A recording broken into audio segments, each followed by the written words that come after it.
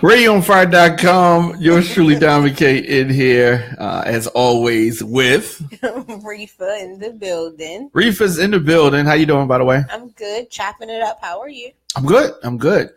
We were trying to get in the studio. Yeah, a little earlier, but we met with a very not so subtle accident. Yeah. A fire truck and a SUV colliding at the intersection. Yeah, St. Paul and 25th Street. Yeah. So that not good. No, it's not good, and it's just going on. Like it's just current. So if you're heading that way, I advise you to detour.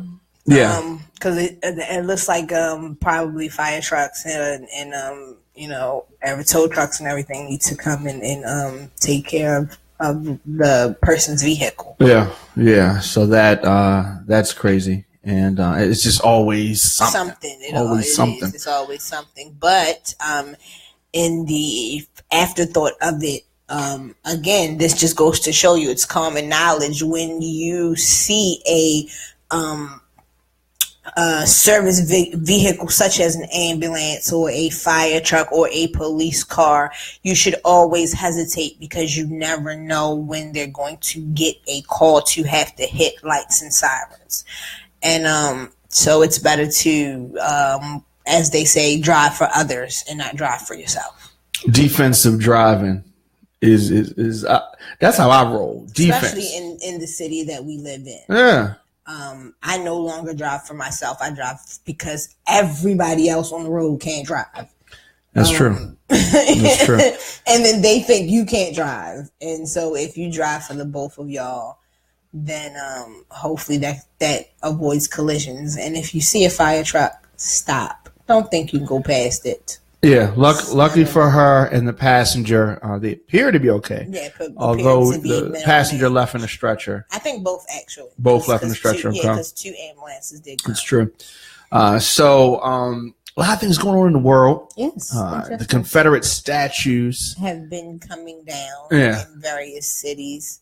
Including this city. Including our city. Our mayor decided to, in the middle of the night, taking a clue out of the cult's playbook, and in the middle of the night took down a good 4 or 5 Confederate statues, and she got on the news and said, look, she did what she thought was best for her city, and basically bite me if you don't agree.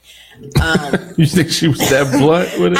I think in her mind she wanted to be that blunt because you have to understand something. This mayor has inherited problems from what the last mayor had. Whoa! What do you mean? Do me a favor. There's a picture on that on the social media table. Can you pass me that, please? Okay, so you said that. Thank you. So you said that Mayor Catherine Pugh. Yes. Thank you. Mayor Catherine Pugh inherited drama. Yes. From who? I really don't want to say her name. Okay. You're talking about because she's like on. Can y'all see that? You see that? Let me bring. Okay. Can see. Yeah. You know what? I think we probably should just sit this on the table. Okay. Yeah. So, like 45, our last mayor of Baltimore has gotten her fair share of criticism, and I think with this mayor, she's going through that. She's seeing that, and she's trying to avoid something from happening. And so, taking the statues down in her mind is city saying, council instrumental on that as well. Right, as well. It wasn't just the mayor. They had to, this has to be approved and whatnot. But I think what they were doing is saying, look, if this is posing a problem in Charlotte and Charlington and everywhere else, Charlottesville, then let's not bring that problem here. Let's try to avoid that problem. Which I think is a good idea. Yeah, it's smart. I think that's a good idea to not to prevent something before it happens. And I said this on earlier broadcast because here's the thing: if white supremacists, KKK, white nationalists, Nazis, what have you, if they try to diverge onto Baltimore and try to do some protests, but like in Baltimore, right? Or if they try to bring the rah-rah like they did in Virginia here, it's going to be a whole different I think it's going to be totally different. It's going to be a whole different situation, and I think keeping that and they would have got fucked up, and then it would have been gunfire because we weren't playing that. Yeah, I'm saying we weren't playing like that, and then we'd have been united. That probably would have been good. Baltimore, the criminal element would have been united against the Klan. I was about to say we would do something again that we've done with the riots, which was make people pay attention, not taking nothing away from Ferguson and any other city who had those issues. But I think here it made such a significant impact because of how huge that thing played out. And I think knowing that it could have that was only one level that we saw. Right. That wasn't even the biggest level that Baltimore could go as far as talking about the uprising, tearing something up. Because we could really get it in if we so choose to. And I think that was just like a small little reminder of, look, we really can do this. And so I think if you want to come here, you have to be prepared to know that we're not our ancestors. Yeah. And it's just a different breed here in Baltimore. That we're not our great-grandparents, that we're not our grandparents. Thankfully. That we will show up and show out. And we will take care of whatever it is that we want to take care of. I also wanted to speak on the president. 45. Yeah, President Trump as well, because I think he's misled a lot. Well, let me say this about President Trump before we go there. I am predicting that he is going to resign before his term is up. I hope. The shit is hitting the fan for President Trump, and I'm glad that it's going this way. I personally would have preferred Hillary. I think that even people that were riding the fence have to see at this point that Hillary would have been a better choice. I mean, let's make no clear. The majority the people saw it that way. The majority of the election, the majority was that we wanted Hillary. The people wanted Hillary. It was only the 600 of and so some odd people who sit at the top, whose vote took place and whose vote counted enough to push to push Trump through. Let's be real. That's true. So for everyone to dispute let me say this. there is no disputing. Let me say that. Them dudes should have seen that. That's is true. who they wanted. Yeah. This is what they got. And I don't want to point fingers or anything like that, but I hope that this is a valuable lesson to all those 600, and I believe it's like 12 or 30 or something like that, for all y'all 600 people who sit in y'all seats in the electoral college and decided that Trump would have been better over Hillary. I hope you sleep good. I hope you're sleeping well. A lot of the Republicans are coming out. They're jumping ship. Business types jumping ship, people not wanting to be aligned with President Trump. As well as thank you to the owner of Under Armour who has severed ties. Yes, he has. He's got and I was very critical of him jumping onto that council. Right. But he has since, I mean, no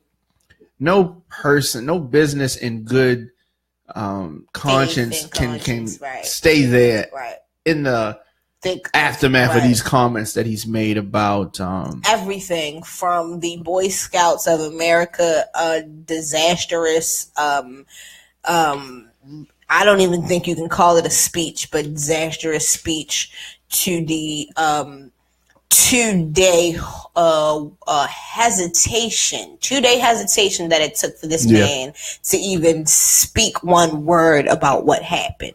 Well, to me, he doubled down. He doubled down on it on Tuesday and showed people his real feelings as far as the white supremacists and he was all for it. Yeah, he was all for it. So he was talking about the statue of Robert E. Lee and Thomas Jefferson and George Washington. They had slaves, so like, what's really good. Take them down then. I don't think you should take it down. I don't think you have to take down every statue of a slave. It's not even about the slave owner part. I want to say that it's not about the fact that that's the argument, but if you're going to make that argument of so and so was a slave owner too, okay, well then take that person down. Well, see, but here's the thing: this was a slave state. Maryland was a slave state, and everything below us was a slave state, right? Because that's where slavery was legal. Absolutely. So the single fact of the slaves, of the guy being the slave owner, is not really the issue for me. If we go to Lexington Market, as we went to today, slaves were sold there. At the Inner Harbor, slaves came in there. I mean, so it's like we can't tear up the port. We can't tear, you know what I mean? So you can't do that. But the Confederacy, the Confederacy is different. The Confederacy, which Robert E. Lee was the general of the army of the Confederates, the Confederacy led a rebellion to try to end this country the way that it is. So the slavery, because they wanted slavery. So that part is the difference.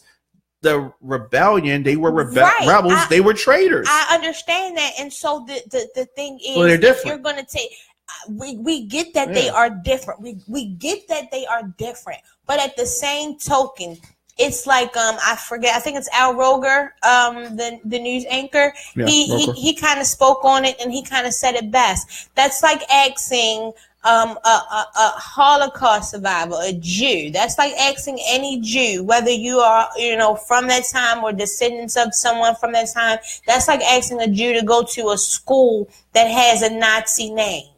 At some point, you want us to get over the past, yet everywhere we go, we're constantly reminded of that past. So we can't be. Now, some of those white people, those pro whatever Confederate white people, will say, well, this is a part of history, and you're trying to erase history. It's not erasing history. It's just saying that we're not going to memorialize these figures and allow you to continue to lie to my people about and your people about the significance of what this person did. If you're gonna tell somebody's truth, tell the ugly and the good. Don't just they will try to say, well, telling the truth is having the statue, but no, it's the not. Statues are for the winners.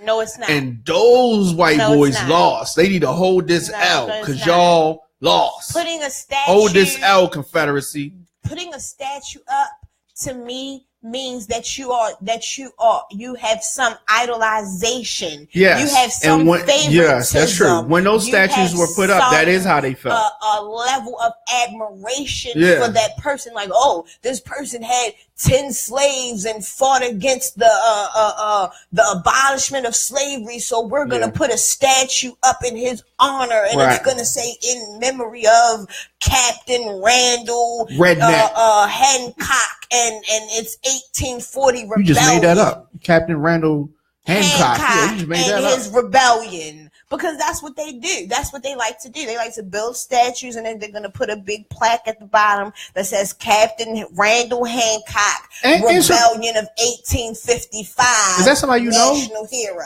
Answer this question for me. This is the thing I don't understand about the white so-called nationalists, KKK, Nazis, whatever. I don't understand how they have this, y'all are trying to change the country, or it's the most white people are the majority, right? They're the majority. So whatever strides that brown people make, it doesn't affect that y'all are the most people. So I don't understand how they even feel anything. It's self-hate. They hate themselves. The white boys is whack. I'm going to tell you why they hate themselves. They hate themselves because at some point in their fiber, in their being, they know the truth. The truth is we have been surviving without you. Yeah. We can survive without you. We are willing to survive without you. If we left today, if we left today, If we know for real, if we left today, we would be taking the heart transplants, we would be taking the light bulbs, we would be taking the phone systems, we would be taking cars, we would be taking the uses of peanut butter, because those are inventions. They stole them though. That all can be attributed. Exactly. Yeah. So if we were to really take everything back that we have really developed, we can't take that. They're like, no take backsies. Okay, well, as we can see, it's no take backies because you ain't willing to give us back the country for what you ain't even from. So y'all confused about that? Y'all don't even know where y'all come from. You tell me to go home, and you don't even know where your home is. They come from England. So some other sad news. In Prince George's County, they arrested. There were three bodies found, 3 girls' bodies found. Yes. At this guy's home in Clinton, Maryland, PG County, and they arrested this 24-year-old Antonio Williams of Clinton, and it's just it's sad when we think about what's happening to little girls, young girls. Yes. They're not really releasing a lot of information on the case, but they said that they were going to hold a news conference today, so we'll get to some of the details of this ongoing investigation. Police called to the home yesterday morning, as I said, on the 6400 block of Brook Jane Drive. Who the fuck named that street? I hate to say it a white person because that sounds like 2 first names and that last name. You know how they did. Brooke Jones, Betty Jo Sue, Yeah, so the spokeswoman over there in PG County said that an adult family member got home to find 3 juveniles with trauma to their bodies, and they were pronounced dead by the fire department personnel. And as I said, the major investigation going on as to what happened to these children. These are children killed and who killed them. So they have evidence, techs who are inside the home and trying to figure out what happened to them. Still have not released the names of the children or how they're related to. If they're even related to, because they may all just be strangers. Again, this is sad times that we live in because, we had, these type of occurrences growing up all my life. People got murdered, people got took, people got kidnapped and what so have you. But there were programs, I remember growing up, the Just Say No programs, the, how to get away from someone who is trying to kidnap you or trying to take you, or, not to trust the candy that the man in vain gives you and, whatsoever. So I think that, again, that's a lack of resources. Yeah, definitely. The lack of things that we don't have as far as teaching those teaching skills, right? Yeah. Because there, at one point, even in the city of Baltimore, like I said, when I was growing up, you could go to your rec center and get this kind of information. You definitely could. The PAL centers were open, and the PAL centers would come and they would bring Mr. Gruff and they would bring the crime dog and they would talk to you, and afterwards Smokey the Bear. And you'd get your sticker about the safety that you learned, and honestly, it made you feel good that you knew stranger danger. Yeah. It made you feel good that your child knew to get away from me. Well, we don't know what the relationship is. Right. That's why I said hopefully it's anyone with information is asked to call Crime Solvers 1-866-411-TIPS. I'm just saying, even with the information not being released, I feel like it is our job as parents or as adults, a aunt, a nephew, or whoever you are. I really think it is our job because it takes a village to raise a family as a child. Yes. So if, you know what I mean, I tell my niece all day, look, don't you trust these guys? Yeah. Because not everybody is your friend. Not everybody has your best interest at heart. That's true. That is true. So regardless of the situation of what information comes out about these kids, let's just really start reinforcing some sort of a foundation for these kids to kind of, know what's right and wrong. Speaking of wrong, Steve Bannon, do you know who that is? Steve Bannon was one of the members of Trump's inner circle. He was as of yesterday, he was released from his role. He's somebody who they kind of say is one of the people that's kind of pushing Trump's white supremacist agenda, and he's been on the outs. He didn't get along with the daughter or the brother-in-law, and so they've been having this little battle back and forth. But he works for this website called Breitbart. I think it is BS because Trump is the racist tendencies that he has. He already had those. I'm about to say, can't nobody make you be racist but you. Do you understand what I'm saying? Diamond K, you can give me a piece of paper right now with something that's on there. And if it says we're demolishing 17 years of Obamacare, I'm gonna stop right there and 17 say, years. No, I'm not reading this because we already know it ain't been 17 years. Do you understand what I'm saying? Yeah. When you read something, that goes to show you somebody doesn't read. Because when you read something, if it doesn't agree with you, you're not going to say it. Well, you can clearly see that when Trump gave the words initially, he didn't believe them. He didn't want to say them. He seemed like he didn't want to say it. But then when he was able to really speak his mind, you could see what was really in his heart. What's interesting about Bannon is that he's saying he wasn't fired, he quit. And then it appears they're saying he didn't quit, he was fired. Either way, you and the Trump administration. Fire me because I quit. Right. Either way, you and the administration have parted ways. So what tea do you have for the American people? Well, see, he's going to have a lot of tea, as you like to say, because he was on the inside. He's now on the outside. Right. Some people that he don't bang with are still there. And I'm quite sure the FBI is already on that subpoena. That subpoena probably was already written and signed by the time he got home from his office that he no longer holds. So he's back at Breitbart, which is a white racist website. He's back there. Went back same day he got fired, quit, whatever. He probably never left. Yeah, well, I think that's a good point. That's a good point. Because if Donald Trump has yet to step down from any of his businesses, Mar-a-Lago's annual membership fee went up to $200,000 since he took presidency. He's made God knows how much off of Trump clothing just for being in the office. So I highly doubt him and his cabinet, anybody in his cabinet, stepped away from their personal businesses to run. Well, let me tell you what. If I go to the White House to work in the White House, I'm still working here at Radio on Fire. Just so y'all know. Yeah, but see, not in the Trump administration, by the way. But I was about to say, but if this doesn't interfere with your job at the White House, do you understand what I'm saying? Yeah. Then you're in the clear.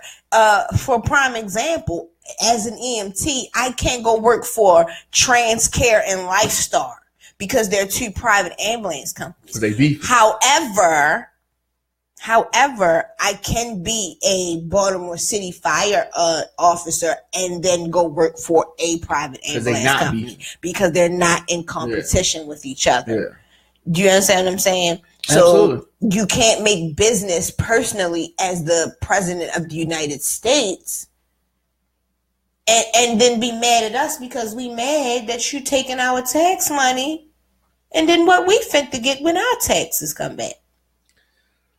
Yeah. So that's one way of looking at it. Also, 6 law enforcement officers on Friday night were shot. 2 confirmed dead in 3 different cities. Oh. And in Central Florida, 2 police department officers were shot. The chief said in a press conference early this morning. Officer Matthew Baxter, 3-year veteran, died. The other officer, 10-year veteran, Sergeant Sam Howard, is in grave condition, and it does not look good for him. The governor tweeted last night that both officers had died. And one of the 4 suspects remains on the run. Officers are investigating what they call suspicious persons. Of course, the president reacted quickly. Of course. And tweeted that my thoughts and prayers are with the police department and their loved ones. We are with you. That coming from the president quickly. Yeah, see, before he got all the facts. Again, I need the facts before I can speak. For those who like to argue that somehow we are doing better under 45. Who said control. that? Somebody said that? There are a lot of people who really still think them Bama's tripping. Whoever said that, them Bama's tripping. His control. Let's just be honest. We have made a dramatic decrease in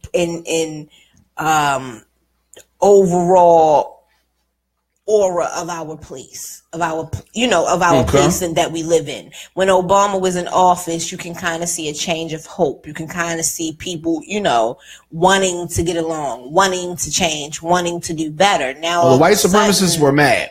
Okay, that's fine. Them Bamas was tripping. And this is why we had the shift and change. But again, like I said, we are not our ancestors. We are not our great-grandparents. We are not our great-great-grandparents. We are here and we are informed. And if you are going to continue to kill us at a disproportionately higher rate than those of our counterparts, then expect somebody to reap the disastrous outcome of that. So I do take my hat off to any police officer because it's hard to be on the street. But if you're going down for a reason. I'm just saying. What did you say that again? What do you mean? If these police are going down for a reason, the reason is we're not going to continue to stand for us being shot and then y'all go home on paid leave and then come back to work. You understand what I'm saying? I hear you. Not that I'm condoning it. Okay. I want to make that part clear. Right. Okay, maybe. Right. Okay. That came out a little wrong. No, I don't. You saying if you gotta go, you gotta go. No. I'm not saying. Well, y'all so clean that up a little bit. Clean that up. I'm sorry because y'all may not understand how I speak. I'm not condoning these actions, but what I'm saying is people around this world, are starting to get a tit for tat mentality. Now that may be true. So if 2 of us gotta drop, 8 of y'all gotta drop. That's the mentality, which is the wrong. Not mentality. saying that it's the right. It's the wrong mentality. Do. Yeah. But what they're saying is, if you gonna kill 2 of us, we gonna kill 8 of y'all. Yeah, and I think that what happens a lot of times when you have that mentality is innocent people get hurt on both sides. Of course, some random good ass police officer gets killed because somebody else is mad that a crooked cop killed somebody. You know what I mean? It's not like because it's getting harder and harder. To me, it's really simple. Get the person who did it. Why you just get somebody random? You know what I mean? Because in the streets. But that part's but you can. You just need more planning. Plan better. Listen. Plan better. Again, goodness. I don't condone. Don't take no innocent person. I don't condone any of this. Yeah. I condone in people going however God has designed for them to go and not any sooner. But what I'm saying is not that this is right, because it's wrong on both sides. Death in at any wrong term is terrible. You know what I'm saying? Yes. Whether it's a white nationalist, whether it's a Black Panther, whoever it is, whether it's a cop, whether it's a civilian, whoever it is, if your death is senseless, then it's senseless. There's no justification for that. But if you want to have a vigilante, which we normally do in certain cases, y'all finna die because y'all want to keep killing us. That's the war. Yeah. Yeah. You know what I mean? That's the war. Unfortunately. So I want to take a quick break. I want to come back. I want to talk about Mystical. You remember Mystical? Yeah. Shake your ass. Oh, yeah. Watch yourself. Yeah. No Limit Soldier and everything. Wanted for rape right Again? now. Again. So we're going to talk about Mystical. He ain't got no money. And some other stuff. So we'll take a break. We'll be back after this.